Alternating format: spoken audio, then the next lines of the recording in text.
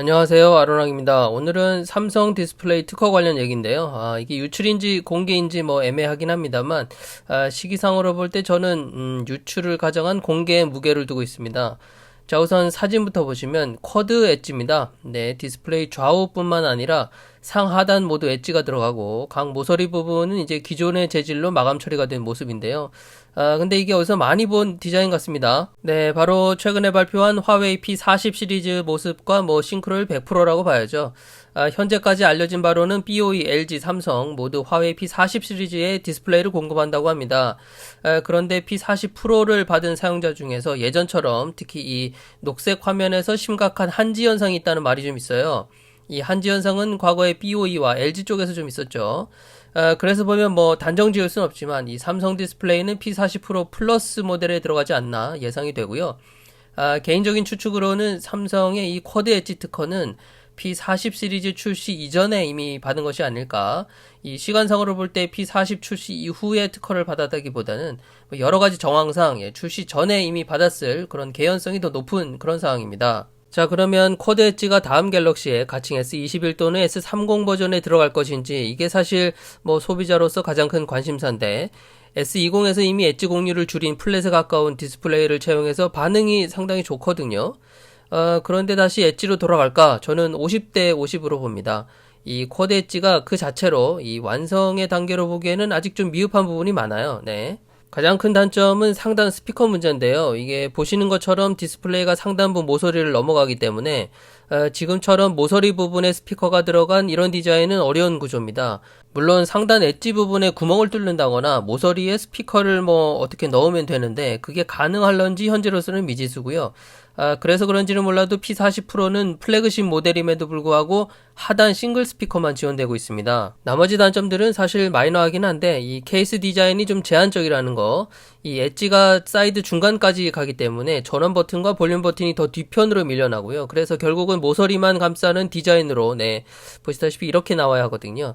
이게 굳이 비교하자면 여름에 더신 모양 같은 양말 같은 그런 느낌이랄지 이게 은근히 핸즈온 느낌이 좀 별로예요. 그리고 덧붙여서 보호 필름도 강화 유리는 좀 포기해야 하고요. 우레탄 재질로 무조건 붙여야 되는데 이 우레탄 재질은 스크래치나 충격이 약하다는 단점이 있죠. 그리고 역시나 파손 시에 수리 비용이 만만치 않겠죠. 화웨이 P40의 경우를 보면은 이 액정 파손 수리 비용이 2079위안 대략 36만원 정도인데요. 전작에 비하면 상당히 비싸진 겁니다. 만일 갤럭시 차기작에 쿼드 엣지가 들어가면 이 전면 디스플레이 수리비는 뭐 역대급으로 비쌀 겁니다. 물론 보험이 되는 기간 중에 파손되면 문제는 없겠죠. 그래서 이 쿼드 엣지는 화웨이 P40의 경우를 보면은 금방 답이 나옵니다. 뭐 이렇게 제품이 나와 있으니까 확실히 장점보다는 단점이 많은 게 분명한데도 아직까지는 이 P40 반응이 그렇게 나쁘지는 않습니다. 물론 중국 사람들이 이 화웨이 제품이라고 하면 뭐 묻지마 구매하는 경향이 있기 때문에 속단할 수는 없지만 뭐 현재로서는 반응은 그럭저럭 괜찮은 편이에요. 다만 이 상하 좌우 베젤리스처럼 보이긴 하는데 이 상대적으로 커 보이는 듀얼 카메라가 이렇게 딱 들어가니까 이게 밸런스가 안 맞아 보이는 거죠.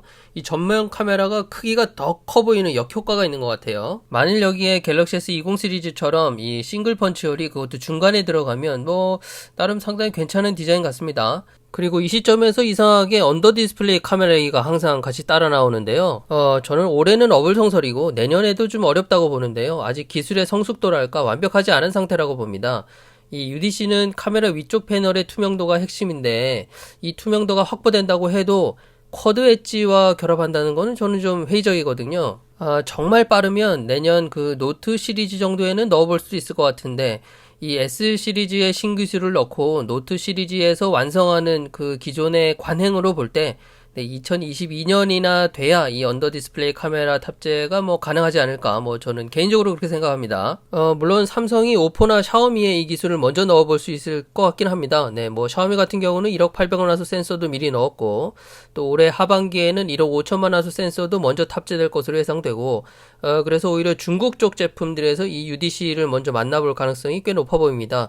삼성은 늘 보수적으로 안전하게 가는 타입이니까요. 자, 오늘은 삼성 디스플레이 쿼드 엣지 특허에 관한 얘기를 해봤는데요. 만일 이 디스플레이가 다음 갤럭시에 적용이 된다면 이미 시장에 나와 있는 화웨이 P40 시리즈를 참고하면 될 것 같아서 예시로 살펴봤는데요. 이 결론이라면 나쁘지는 않지만 다듬을 필요는 분명히 있고 터치 오작동 걱정은 뭐 필요 없을 것 같고 오히려 액세서리나 파손 뭐 이런 자잘한 문제가 있을 수 있다. 뭐 이런 정도로 요약이 되겠네요. 그리고 참고로 UDC는 요거는 때 되면 나온다.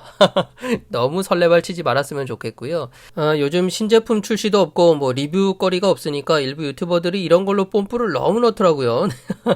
좀 자제해야 되는데. 자, 아무튼 오늘 영상은 여기까지고 다음에 또 뵙겠습니다. 감사합니다.